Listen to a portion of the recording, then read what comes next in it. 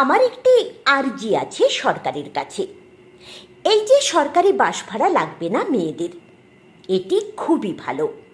কিন্তু ধরুন এক আর্থিক সচ্ছল মেয়ে সরকারি বাসে উঠেছে, আর তার ভাড়া লাগলো না। কিন্তু তার পাশে দাঁড়িয়ে আছে একটি ছেলে যে বর্তমানে আর্থিকভাবে খুবই সমস্যার মধ্য দিয়ে যাচ্ছে।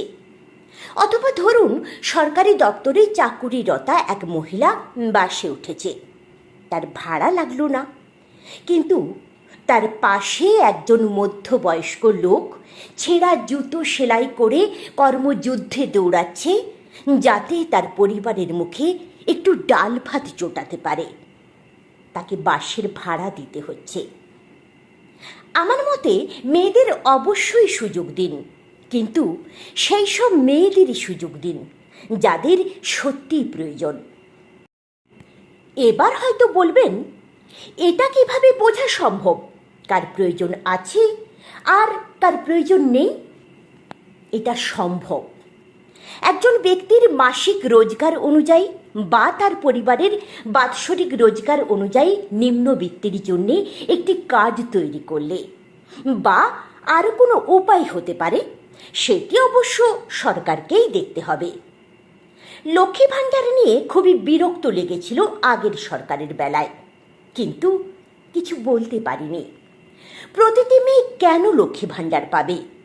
যে আর্থিকভাবে সচ্ছল, বা যার পরিবার আর্থিকভাবে সচ্ছল, বা যারা সরকারি কাজের সঙ্গে যুক্ত, বা যারা প্রতি বছর ইনকাম ট্যাক্স পে করে। এদের সত্যি এই টাকার কোনো দরকার ছিল না। সরকার কেন কারোর এক্সট্রা মেকআপ কেনার জন্য টাকা দেবে? আমি কাঞ্চন মল্লিকের বর্তমান স্ত্রীর একটি ইন্টারভিউ শুনেছিলাম। তিনি নাকি লক্ষ্মীর ভাণ্ডার নেন, কারণ এটা তার অধিকার। আমি মনে করি প্রতিটি সরকারি প্রকল্প কিছু মানুষকে সন্তুষ্ট করার জন্য তৈরি করা উচিত নয়, বরং যাদের সত্যিই প্রয়োজন তাদের কাছেই পৌঁছে দেওয়া উচিত। আমি একজন মেয়ে হয়ে বলতে পারি, আমি সরকারি বাসে উঠলে যদি আমার থেকে ভাড়া নিতে অস্বীকার করেন, আমি অবিলম্বে আমার ভাড়া এগিয়ে দিয়ে বলবো, আমি আর্থিকভাবে সচ্ছল, আমার এই সহায়তার প্রয়োজন নেই।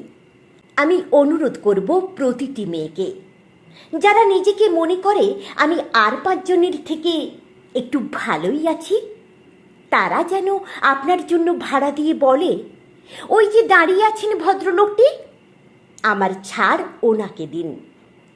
এইভাবেও মানুষের প্রয়োজনে পাশে থাকা সম্ভব, অবশ্যই সম্ভব।